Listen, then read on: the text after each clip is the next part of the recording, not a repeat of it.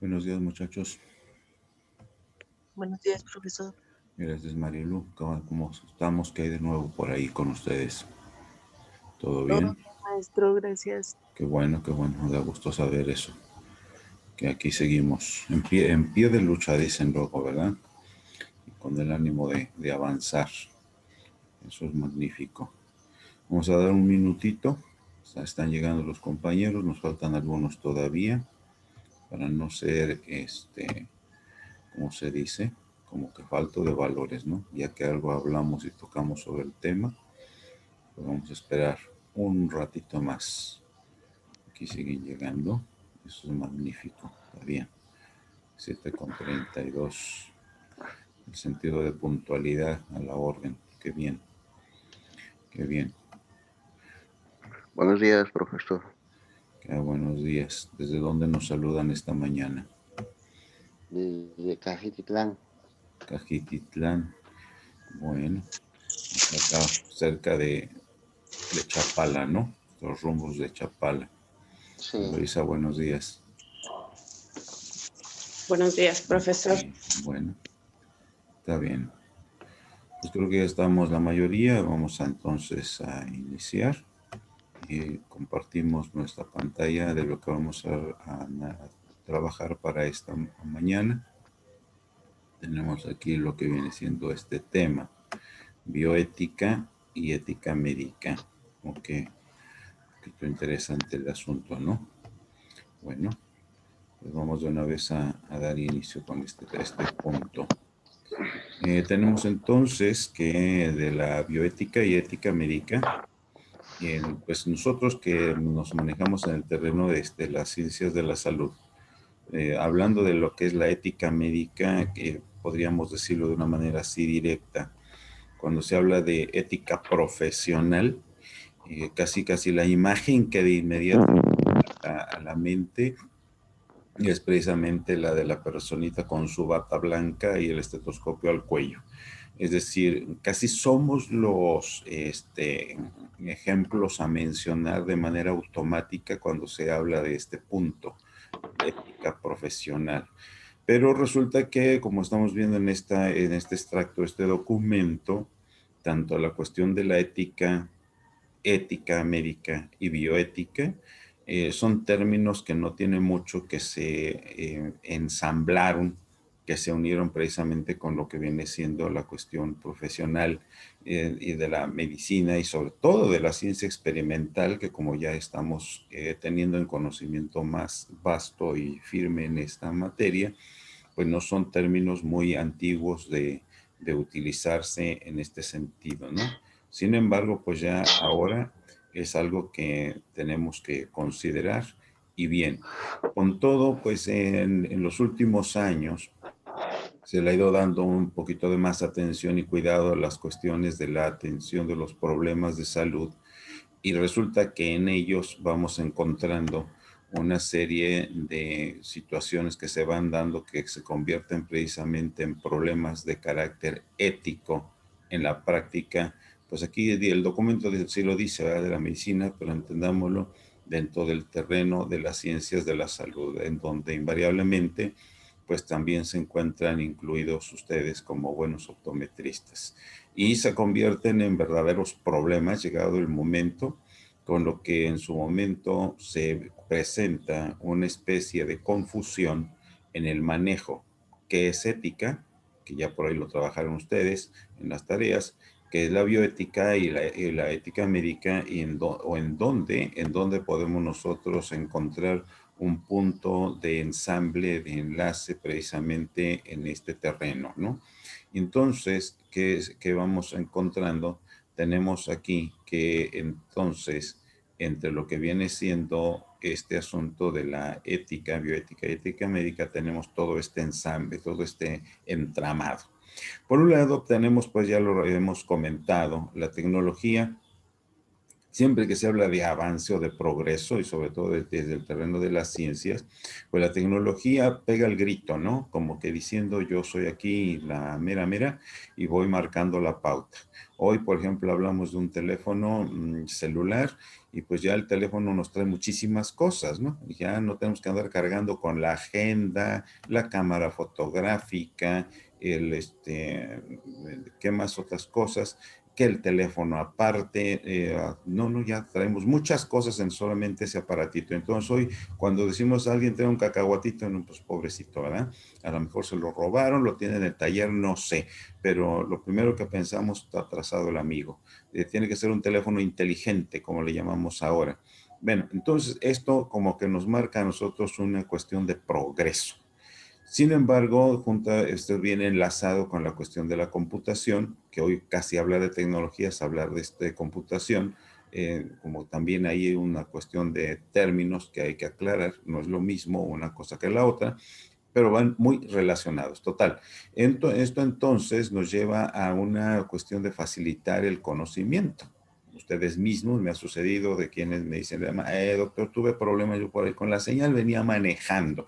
¿Y qué pasó? Y viene oyendo la clase, ¿no? Entonces, nos facilita el acceso al conocimiento. Un término que no conocemos, abramos las páginas o los buscadores correspondientes y tenemos ya también ahí el acceso no solo a una definición, a las definiciones que querramos, incluso artículos relacionados, qué sé yo.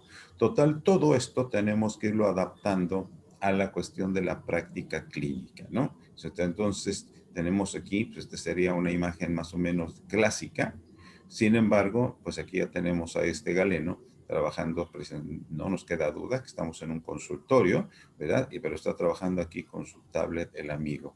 Y pues también esto nos lleva a la cuestión que acabamos de revisar en la clase anterior, precisamente de que los avances, por ejemplo, esto viene siendo ya una prótesis automatizada, precisamente que en un momento dado suple un miembro perdido, pero entonces tenemos que darle la mano precisamente al advenimiento de todo esto y se genera entonces esta situación de ahora la ética profesional, la ética médica, cómo la vamos a manejar. Bien, tenemos entonces la relación médico-paciente y tenemos que en el año 1978 es donde surgen precisamente informes y algunos documentos de carácter internacional importantes, como es el caso del informe que emite la Comisión Belmont, ¿verdad? Donde empiezan a trabajar este asunto de las buenas prácticas en la atención del paciente. Al año siguiente entran nuestros buenos amigos, los bioeticistas, Becham y Childress, precisamente estableciendo los 4 principios que pues ya en este momento nos son ampliamente conocidos. Y el ejercicio de la medicina entonces, con la aplicación de todos estos postulados que ya mencionábamos, ¿verdad? De la autonomía, la no maleficencia, beneficencia, justicia, incluyendo incluso ahora la cuestión de la solidaridad, pues esto le da un toque diferente. ¿Qué tenemos que hacer entonces a nivel de la cuestión relación médico-paciente?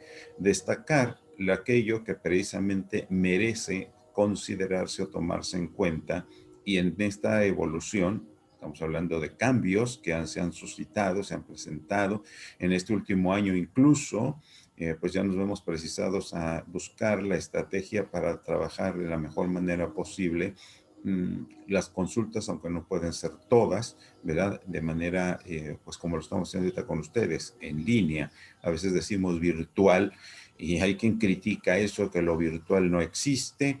Bueno, el asunto está en que yo tengo un enfermo en el otro extremo de la línea y debemos buscar la manera de atenderlo sin seguir en el paternalismo clásico. Es decir, yo soy aquí el que conoce, el que domina la materia, yo digo qué se va a hacer. No, ahora resulta que pues tenemos que considerar muy bien la cuestión de la autonomía del enfermo, de acuerdo a la enfermedad, al asunto que se nos presenta, cuáles son las opciones de atención, ponerlo a la consideración del enfermo para que él nos diga qué es lo que en ejercicio de su autonomía considera lo más adecuado. Pero volviendo al punto de la atención presencial, pues tenemos aquí que tomar muy en cuenta algo que vamos a estar revisando en la otra sección de la materia, que no dudo que ya en propedéutica lo hayan considerado, el asunto de este documento de trascendencia particular en el punto de vista clínico, el consentimiento informado. Un documento que debe estar presente en cada una de las valoraciones que se hace del paciente.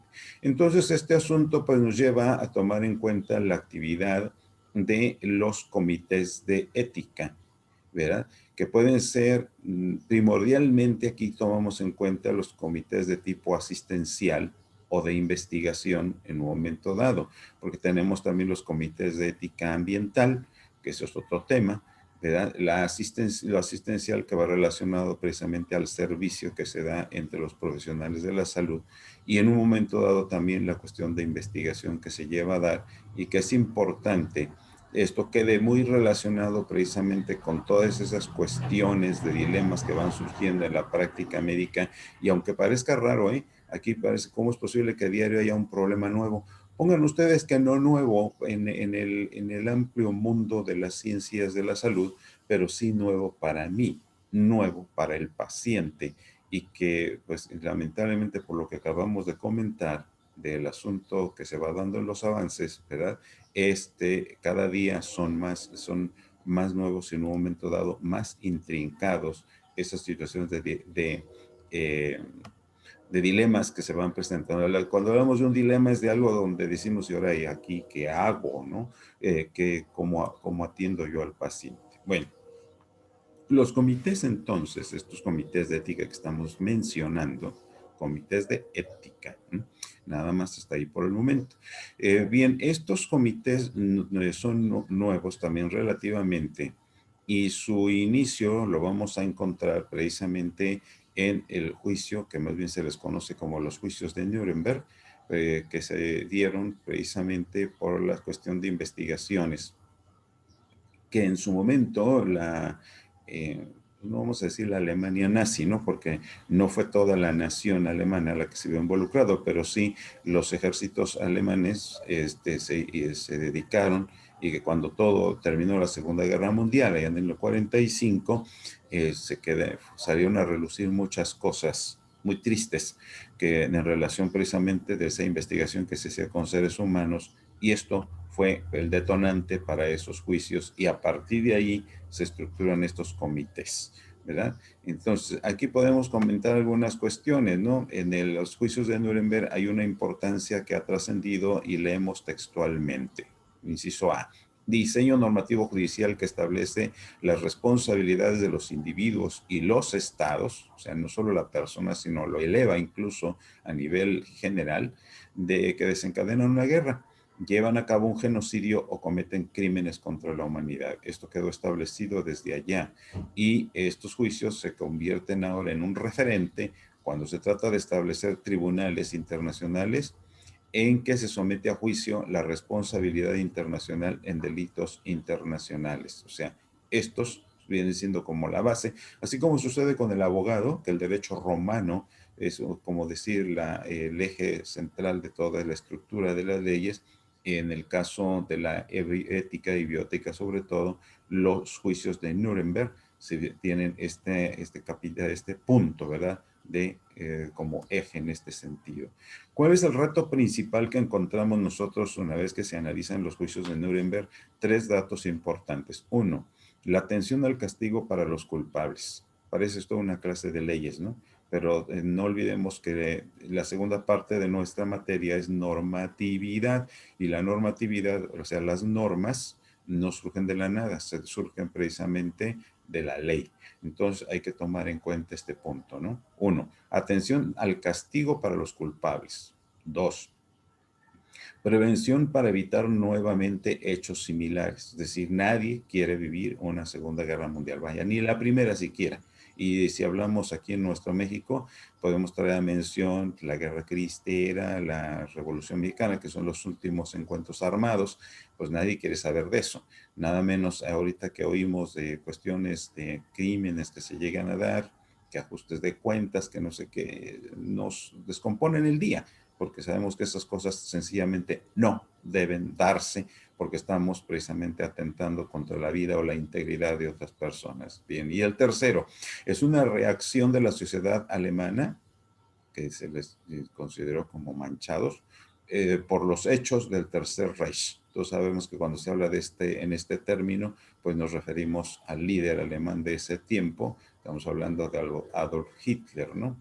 Que fue el que tuvo esas ideas y lamentablemente permearon pues en toda la Alemania. No vamos a decir que todos estuvieron de acuerdo, pero pues era el que mandaba y pues este tenía que hacer lo que él decía. Entonces, tres hechos importantes y que se convierten ahora en un reto principal, precisamente porque se procura que esto se lleve a cabo, llegado el momento. Bien, entonces aquí se desprende una situación, este es un enunciado precisamente de la persona que funcionó como el principal fiscal enviado por Estados Unidos en los juicios.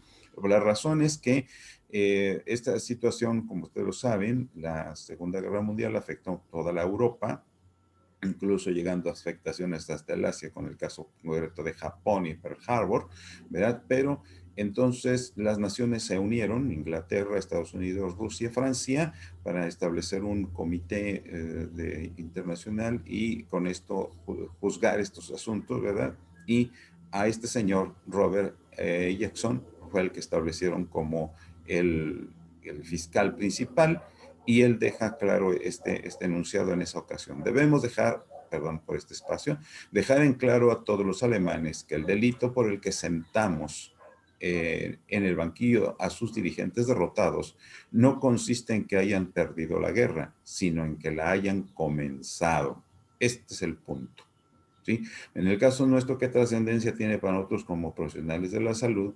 De acuerdo al principio de no maleficencia, ¿verdad? Y aquel enunciado del primum non nocere, pues lo primero, jóvenes, es no hacer daño. No sabemos qué hacer, pues démosle la vuelta y que otro se encargue, derivemos el caso. Estos son los datos biográficos acerca precisamente de este señor, Robert Jackson, que funcionó como principal fiscal. Correcto, avanzamos.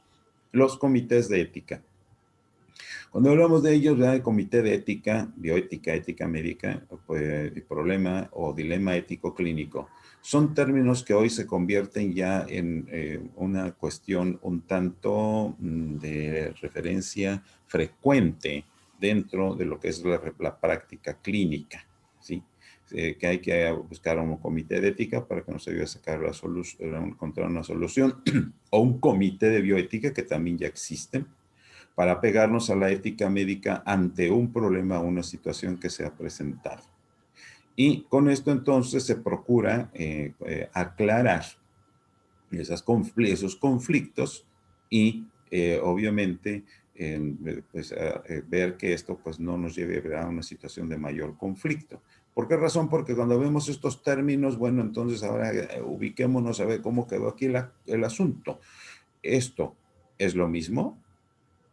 Comité de ética, comité de bioética, ética médica, problema o dilema clínico ético, ¿cómo está este asunto? ¿Se refieren a la misma problemática? ¿Existe diferencia? ¿Cuál es entre estos, la diferencia que existe entre ellos?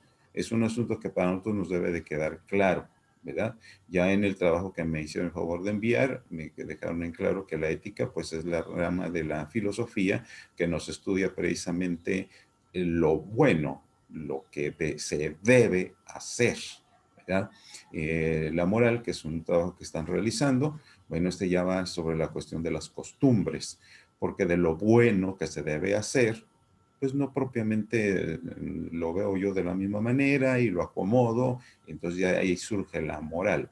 En la bioética ya sabemos que esto es un término más amplio, porque es la conducta que el hombre debe asumir respecto a la vida, así en términos generales, lo vimos desde la primera clase, y dentro de ese respeto a la vida, pues está la vida humana y la integridad del ser humano, considerando a la persona en esa máxima expresión de la dignidad humana y el respeto precisamente a su integridad. Ética médica es el asunto sobre el que vamos ya enseguida. Problema o dilema ético clínico es aquella situación clínica que de pronto nos mete en problemas, ¿verdad? En el caso de nosotros como médicos, pues cuando se habla del aborto, por ejemplo, del momento final de la vida, el paciente le seguimos atendiendo, desconectamos aparatos o inyectamos algo para agilizar el final de su existencia. Unos dicen que sí, otros que no, y ya ahí tenemos presente este asunto. Y cuando hablamos de las investigaciones, pues el asunto de trabajos como sucede con el genoma. Muy bien.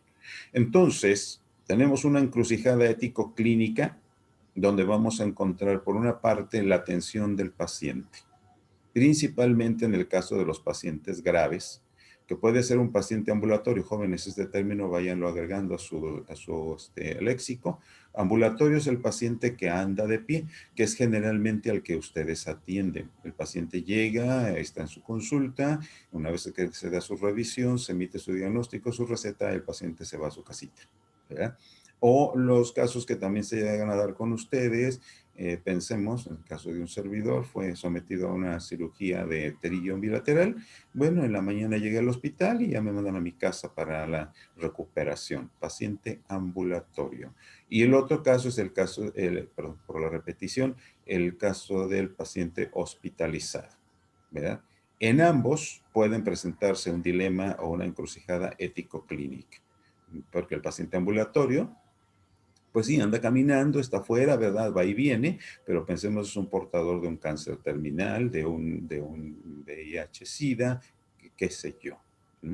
Bien, y bueno, ahora incluso con el asunto de la pandemia, también aquí se presenta esta situación. Lo vimos claramente el año pasado, por el mes de julio, junio, cuando incluso pues a nuestras pobres enfermeras casi fueron objeto de ataques, ¿no? Algunas incluso las llegaron a lastimar, si no mal recuerdo, hubo datos por ahí en los que fueron muertas. ¿Por qué razón? Porque son gente contaminante, nos traen el virus, cuando son los que están en la primera línea de acción.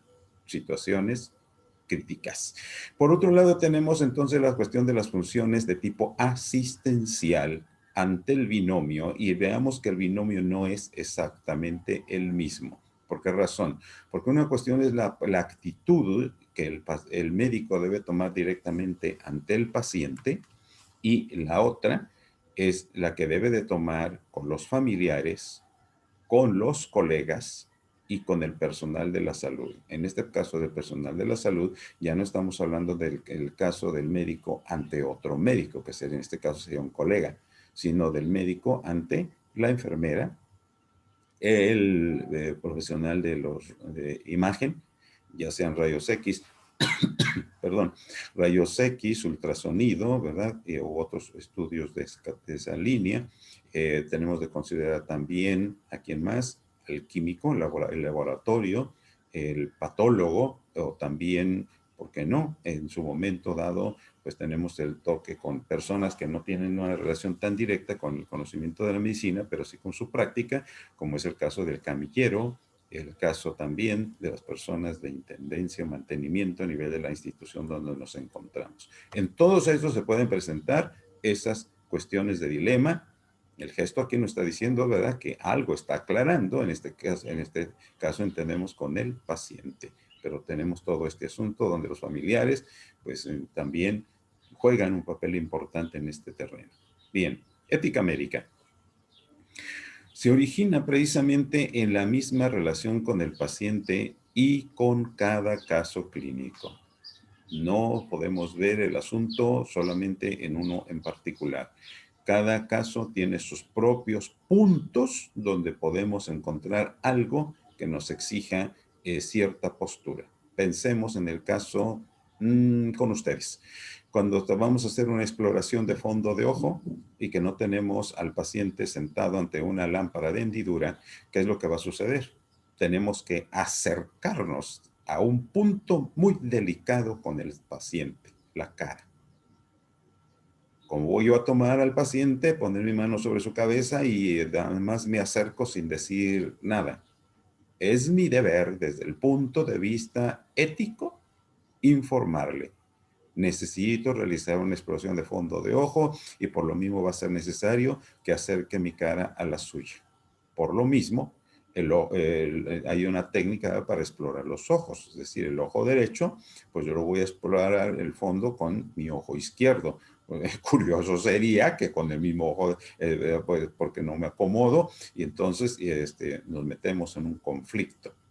Ahí hay un punto, entonces, notemos este dato en particular. En el caso nuestro, cuando hacemos las exploraciones, por ejemplo, a nivel de senos, a nivel genital, cuidado, tenemos nuestras propias técnicas para que la cuestión de la ética, porque la ética a mí me exige, me establece el respeto total al paciente. Bien, entonces cada caso va a tener su propia complejidad, cada disciplina, cada especialidad, y esto pues nos puede generar una respuesta que frecuentemente puede rebasar las normas.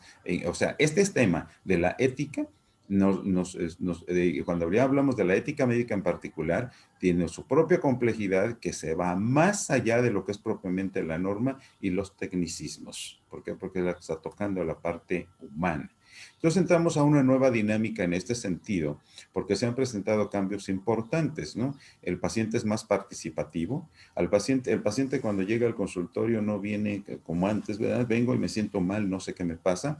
Muchas ocasiones el paciente ya ha investigado por su cuenta, ya sea a nivel de la internet o bien con familiares, con amigos, incluso con algunos profesionales de la salud acerca de cuál pudiera ser el problema que tiene. Ya lleva cierto conocimiento anticipado cuando llega con nosotros. Por lo mismo, entonces, a nosotros se nos exige el estar bien informado, ¿verdad? De ahí, pues, por algo estudiamos, ¿verdad? Y no podemos pensar que al terminar nuestra licenciatura se acabó el estudio. Tenemos que continuar, jóvenes. Hay de nosotros, si terminada la licenciatura, pues todos los libros a la pira. Hoy ya ni siquiera libros manejamos, ya casi todos lo hacemos por internet. Bueno, nada de olvidarnos del estudio. Es algo que debemos de mantener constante para responder al paciente, al familiar o incluso en su momento al representante legal. Ya vimos que en la autonomía hay un momento en que el paciente por sí mismo no la puede ejercer. Hay que responder ante otra persona. Y entonces, en este sentido, ¿verdad? Tenemos que no solamente podemos decirlo de manera verbal, sino que lo que hablamos debe constar por escrito en un documento, por una parte que es el consentimiento informado y por el otro en la historia clínica del paciente. ¿Verdad? Vamos a hacer algo, sobre todo cuando vamos a abordar al paciente, en el caso concreto de una cirugía, debe quedar claro en este documento qué es lo que vamos a hacer, porque este se convierte en el rector de todo el acto clínico que vamos a llevar a cabo. Y este es el que respalda nuestro respeto precisamente hacia la autonomía del paciente, su familiar o representante legal. Bien. La ética médica, entonces, ¿de qué se ocupa? De los asuntos de orden práctico, la praxis, los hechos, ¿verdad? Relacionados con la ciencia médica, entendida precisamente en la atención de los enfermos y de los problemas que se pudieran derivar de este asunto, que bueno, ya hemos comentado, en su momento puede convertirse en algo más delicado. Es obvio que pueden presentarse situaciones con diverso grado de complejidad y donde puede incluso presentarse hasta un debate sobre cómo atender al paciente. Ejemplos. El asunto de la reproducción asistida. ¿A qué nos referimos con esto? ¿Verdad? La fecundación in vitro, la eutanasia, cuando pues, ya hay que ver la manera de dar fin a la existencia de una persona. Obvio, pues estos son terrenos donde ustedes no intervienen, pero no está por demás que lo tengan en su conocimiento. La prolongación de la muerte, ¿verdad? Es decir, más que la muerte es prolongación de la vida, o sea que retardar la muerte lo más que sea posible, ayudarle al paciente. Pero ya dijimos, por un lado se puede manejar como ayudar al paciente, pero hay quienes lo pueden interpretar como encarnizamiento terapéutico, o sea, alargamos la vida del paciente a base de medicamentos o con el apoyo de equipos. Ahorita pues ya todos conocemos, ¿verdad? Muchas personas logran salir de su problema del COVID-19 después de haber estado varios días como prácticamente, o sea, inconscientes y que intubados, ¿no? ¿Con qué prolongamos la vida? mediante el uso de medicamentos específicos y también con el apoyo, pues en este caso concreto, de los respiradores. Los Maestro, trasplantes. Sí, dígame quién habla, Víctor, te escucho. buenos días, perdón. Sí, Y me surgió una duda. dime. Cuando hay una persona que, bueno, en su voluntad pide que no se le entube, que no se le asista, que no se le prolongue la vida. Ujú. En este caso, cuando su voluntad va en contra de la ética, ¿cuál sería la real, cómo debería ser la reacción del doctor? Aquí hay un asunto, Víctor, creo que nos escuchan los demás, agradezco la participación. Aquí existe, precisamente, como ya hemos comentado, en este terreno, pues la bioética y la ética médica no avanzan solas. Existe la ley. En este caso, el paciente, creo que lo comenté la semana pasada a título de ejemplo.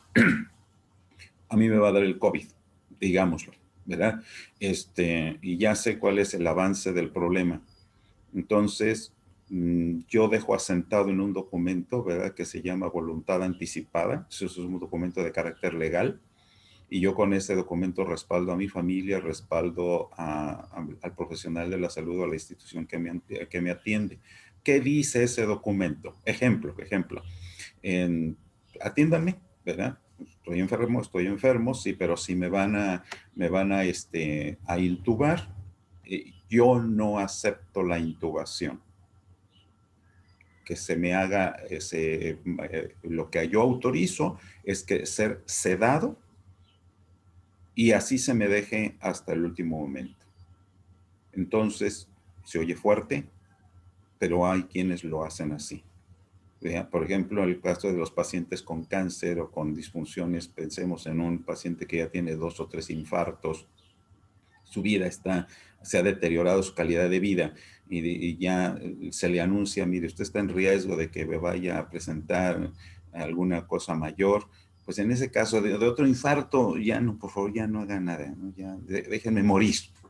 Pero está en un documento donde se está respaldando tanto a la familia, insisto, como también a quienes intervienen en el tratamiento. Y con eso se deslindan responsabilidades y pues la persona pues ya se le ayuda en otro sentido a través de una disciplina que es la tanatología al bien morir. Soy fuerte, ¿no? Pero estas son Profesor, situaciones, sí, que se han llegado. Sí, dime. Escucho.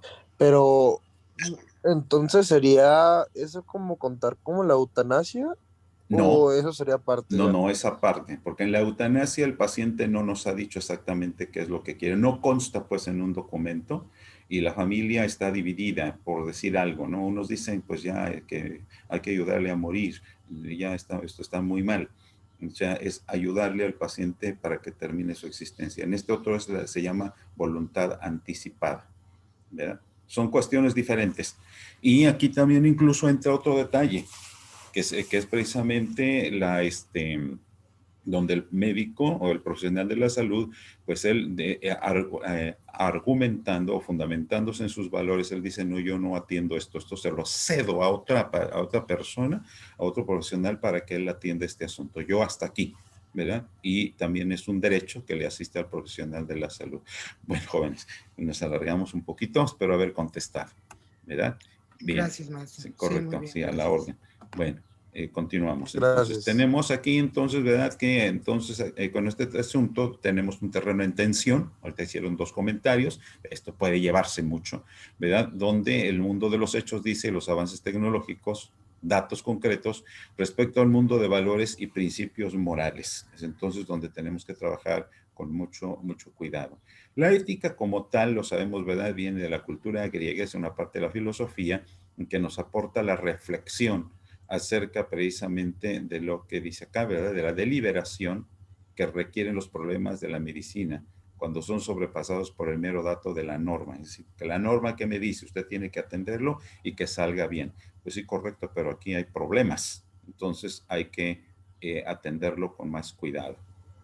Y bien, entonces la cuestión de progreso de la tecnología pues nos lleva, ¿verdad?, a lo que ya comentábamos, rompemos aquellos límites ordinarios o tradicionales, pero entonces los vamos a romper, sí, con el fin de beneficiar al paciente, es decir, el principio de beneficencia, pero se procura en este caso que no por darle un beneficio nos vayamos a meter en problemas de otra índole. Muy bien.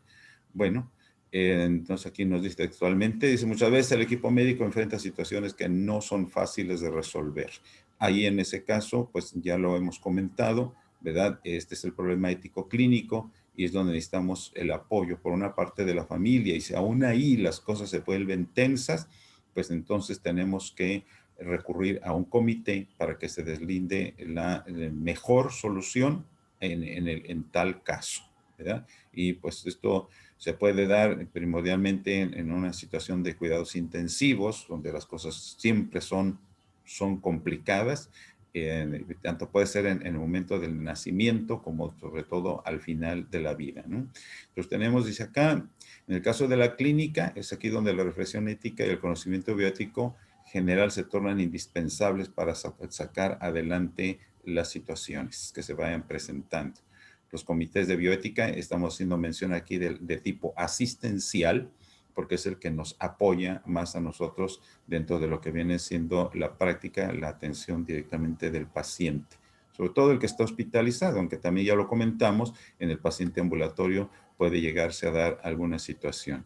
Bien, el comité o los comités no tienen facultad ni tienen el objetivo de sancionar ni juzgar, sino que lo que van a ayudar es precisamente a elaborar una respuesta a título de sugerencia. Esto es lo que vemos más conveniente, ¿verdad? Porque ya juzgar es decir, los que dicen que no, esto están mal y merecen ser castigados. No, esa facultad no la tiene este comité. Solamente de lo que hacen es presentar las sugerencias, incluso pueden presentar 2 o 3, jerarquizarlas, es decir, cuál es la que ellos ven más conveniente, cuál es la segunda, y así por el estilo, con el propósito precisamente de ayudar a salir adelante en el problema que se esté presentando en ese momento. Y pues volvemos al punto de la ética. La ética como tal pues nos ayuda para entender, porque la ética es investigativa, nos da a conocer precisamente y es el puntal de lo que viene siendo la moral, es decir, la ética es la que soporta todo esto, orientándonos a lo bueno que hay que hacer y lo malo que hay que evitar. Bioética, pues ya lo comentábamos, esto va relacionado directamente con la vida desde un punto de vista muy general, está mencionado ya, humana, vegetal y animal, y en el caso nuestro, pues centrado a la cuestión del respeto a la vida en el caso del ser humano.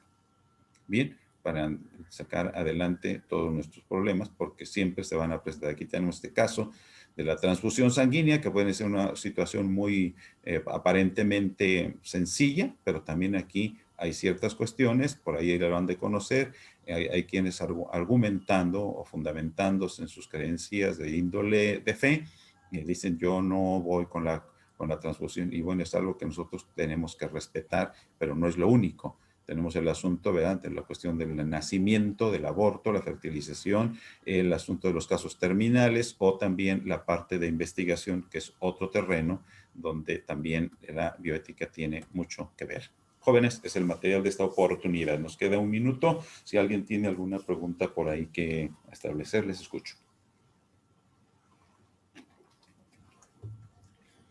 Si no Gracias, hubiere, doctor, qué amable. bueno, a la orden, sí, Alex, perdón, No, y estamos, no hay problema. Estamos a la orden Gracias. entonces. Por Igual. ¿mande? Bueno, La muchas asistencia gracias. es igual. Todo, cuídense mucho. Nos estamos mirando en la próxima. Un saludo y un abrazo para todos. Su mensajito Gracias, por ahí para maestro. la asistencia, por favor, son tan amables. Hasta luego. Muchas gracias, profesor. Hasta luego. Un abrazo.